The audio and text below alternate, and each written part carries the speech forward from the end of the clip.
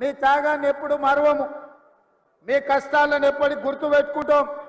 ఎవరైతే ఆనాడు 10 సంవత్సరాలు కాంగ్రెస్ పార్టీ జెండా మోయడానికి కష్టపడ్డారో, అవసరమైతే మీ ఊపిరైన వదిలిండ్రు కానీ పార్టీ జెండాను వదలకుండా భుజాలు కాయలు కాసే విధంగా పార్టీ జెండా మోర్చిండ్రు. మీ రుణం తీర్చుకునే సందర్భం వచ్చింది. మిమ్మల్ని ఆదుకునే బాధ్యత పార్టీ మీద నా మీద ఉన్నది. కాబట్టి ఇవాళ మిత్రులారా, ఎన్నికలప్పుడు ఇదే రంగారెడ్డి జిల్లాలో రాజీవ్ గాంధీ ప్రాంగణం తుక్కు కూడా ఆ ప్రాంతంలో సెప్టెంబర్ 17 నాడు మన నాయకురాలు, మన అభిమాన నాయకురాలు సోనియమ్మ సెప్టెంబర్ 17 నాడు 6 గ్యారెంటీలను తెలంగాణ రాష్ట్రానికి ఇచ్చింది.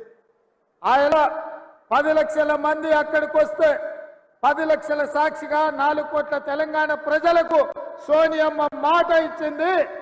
ఆనాడు కరీంనగర్ జిల్లాలో 2004లో తెలంగాణ రాష్ట్రం ఇస్తా అని మాట ఇచ్చి ఎన్ని కష్టాలు వచ్చినా ఎన్ని నష్టాలు వచ్చినా ఆంధ్రప్రదేశ్లో పార్టీ చచ్చిపోయినా తెలంగాణ రాష్ట్రంలో అధికారం కోల్పోయినా ఇచ్చిన మాటకు నిలబడి తెలంగాణ రాష్ట్రాన్ని ఇచ్చింది మన నాయకురాలు సోనియమ్మ. ఆ సోనియమ్మ మన రంగారెడ్డి జిల్లాకు వచ్చి మన మధ్యలో కూర్చొని తెలంగాణ ప్రజలకు 6 గ్యారెంటీలు ఇచ్చింది. ఆ 6 గ్యారెంటీలను చూసి సోనియమ్మ మీద అభిమానంతో మీరు ఇవాళ తెలంగాణ రాష్ట్రంలో ఇందిరమ్మ రాజ్యం తెచ్చింది. మీ కష్టాల, మీ పోరాటాల నేపథ్యంలో ఏర్పడ్డ ఈ ప్రభుత్వం ఇచ్చిన 6 గ్యారెంటీలను నిలబెట్టుకోవడానికి మేమందరం అహర్నిశలు కృషి చేస్తున్నాం. ప్రతి నిమిషం, ప్రతి క్షణం, ప్రతిరోజు, ప్రతి నెల ఇచ్చిన 6 గ్యారెంటీలను ఎట్లా అమలు చేయాలి, పేదలకు ఈ పథకాలను ఎట్లా అందించాలన్న ఆలోచనే మా ఆలోచన.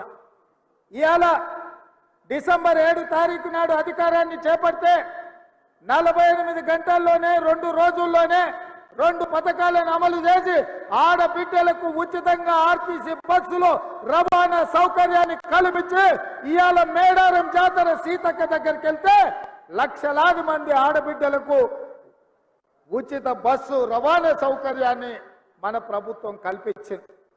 అలా రాజీవ్ ఆరోగ్యశ్రీని దెబ్బతీసి పేదలకు వైద్యం అందించకుండా కేసీఆర్ కుట్ర చేస్తే ఇవాళ 10 లక్షల రూపాయలతోని రాజీవ్ ఆరోగ్యశ్రీ పథకాన్ని మళ్ళీ అమలు చేసి అపోలో యశోద లాంటి ఆసుపత్రుల్లో ఇవాళ పేదవాడు బాజాప్తా వెళ్ళి వైద్యాన్ని తీసుకునే పరిస్థితి మళ్ళీ మన ప్రభుత్వం తీసుకొచ్చింది. ఇదే కాదు, తెలంగాణ ఉద్యమం సందర్భంగా చంద్రశేఖరరావు చెప్పిన నీళ్లు, నిధులు, నియామకాలు ఈ తెలంగాణ రాష్ట్రానికి వస్తాయి, తెలంగాణ వస్తే అని. ఇవాళ నీళ్ల ముసుగులో నిధుల దోపి జరిగింది. నియామకాల ముసుగులో కుటుంబంలో ఉన్న వాళ్లకు అల్లుడికి, కొడుకుకు, బిడ్డకు పదవులు వచ్చినాయి.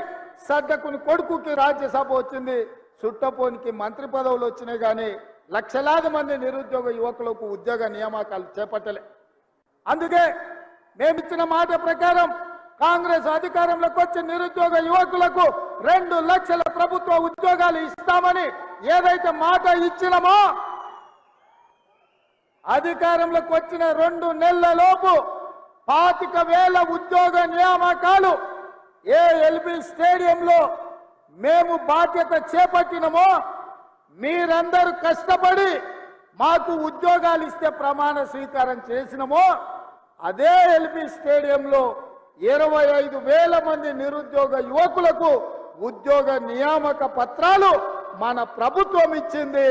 ఇది చూసి ఓర్వలేని కేసీఆర్, కేటీఆర్, హరీష్ రావు, కవితారావు, సంతోష్ రావు, దయాకర్ రావు, వినోద్ రావులందరూ కుట్ర చేసి ఇవాళ కాంగ్రెస్ పార్టీ మీద శాపనార్థాలు పెడుతున్నారు. నేను అడుగుతున్నా, సోయిలేని సన్నాసులను, దద్దమ్మలను, పేదోళ్ళ బిడ్డలకు మేము వేలాది ఉద్యోగాలు ఇస్తే మీ కడుపు మండిందా అని చెప్పి నేను అడుగుతున్నా. నీ బిడ్డను నిజామాబాద్లో బండకేసి కొట్టే 6 నెలలు తిరగకముందనే నువ్వు ఎమ్మెల్సీ పదవి ఇచ్చినావు. నీ సుట్టపోని వినోద్ రావును కరీంనగర్లో బోతి తీసి పాతి పెట్టే ప్లానింగ్ కమిషన్ వైస్ చైర్మన్ ఇచ్చిన 6 నెలల.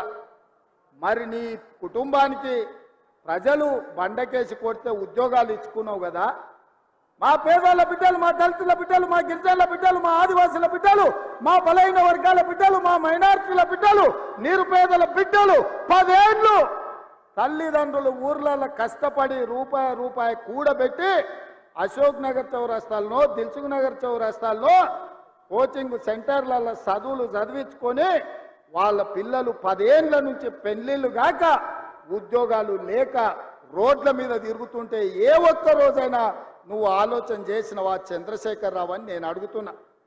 ఇవాళ నీ బిడ్డలకు ఉద్యోగం లేకపోతే నీకు దుఃఖం వచ్చింది, ఉన్న బలంగా వాళ్ళకు పదవులు కట్టబెట్టినావు. మరి 10 ఏళ్ళు పెళ్లిళ్ళు కాకుండా ఉద్యోగాలు లేకుండా పేదోళ్ళ బిడ్డలు రోడ్ల మీద వీధులు ఎంబడి నిరుద్యోగులుగా తిరుగుతూ చెట్లకు ఉరేసుకొని చచ్చిపోతుంటే నువ్వు మనిషివా, మానవ రూపంలో ఉన్న మృగానివా కేసీఆర్? నువ్వు ఏ ఒక్క రోజైనా ఆ పేదోళ్ళ బిడ్డల గురించి ఆలోచన చేసినవా?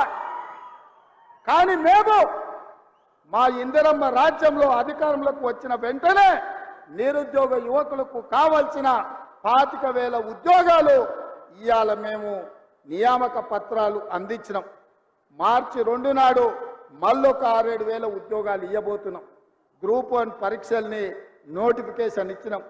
తొందరలోనే మెగా డిఎస్సి నోటిఫికేషన్ ఇచ్చి గ్రామాలలో, తండాలలో, గూడాలలో పేదోళ్ళ పిల్లలకు చదువులు చెప్పించడానికి పంతుల్లో నియామకం చేపట్టే బాధ్యత మా ప్రభుత్వం తీసుకుంటుందని ఈ చేవెళ్ళ గడ్డ మీద నుంచి నేను చెప్తున్నా. ఇవాళ నువ్వు ఉన్నప్పుడు పరీక్షా పత్రాలు జిరాక్స్ సెంటర్లలో పల్లి బఠానీల్లాక అరాజు పెట్టి అమ్ముతుంటే సిగ్గులేనోడా? ఏ ఒక్క రోజైనా దద్దమ్మల్లో ఆ దొంగల్ని అరెస్టు చేసినవా? మేము వచ్చినాక బొక్కలేసినాం ఎవడైనా అట్లా చేస్తా అంటే. అందుకే ఈరోజు పేదోళ్ళ పిల్లలకు ఉద్యోగాలు ఇవ్వడానికి, పారదర్శకమైన నియామకాలు చేపట్టడానికి పబ్లిక్ సర్వీస్ కమిషన్ని ప్రక్షాళన చేసినాం. కోర్టులలో ఉన్న కేసులను పరిష్కరించి ఇవాళ వేలాది ఉద్యోగాలు ఇచ్చే బాధ్యత తీసుకున్నాం. ఒక్క రోజైనా తండ్రి నోటైనా, కొడుకు నోటైనా, అల్లు నోటైనా, బిడ్డ నోటైనా, వాని సుట్టపోని నోటైనా ఈ ప్రభుత్వం మంచి పని చేసింది, ఈ పని మంచి చేసినందుకు మేము అభినందిస్తున్నామని ఒక్క రోజైనా మాట్లాడినరా? పొద్దున్న లేస్తే గవే చెత్త మాటలు, సొల్లు వాగుడు. ఎప్పుడు ఇది పోతుందా, ఎప్పుడు మేము కూర్చుంటామని. ఒక ఆయన అంటాడు ఇది 3 నెలలు కూడా ఉండదని, ఇంకొక ఆయన అంటాడు 6 నెలలు కూడా ఉండదని. నేను చెప్పదలుచుకున్న సన్నాసులను, ఎవడైనా 3 నెలలో 6 నెలలో ఈ ప్రభుత్వం ఉండదు అని గ్రామాలకు వచ్చే మా కార్యకర్తలు వాళ్ళని పట్టుకొని యాప చెట్టు కట్టేసి లాగుల తొండలిడ్చి కొడతారని చెప్పి నేను ఈ సందర్భంగా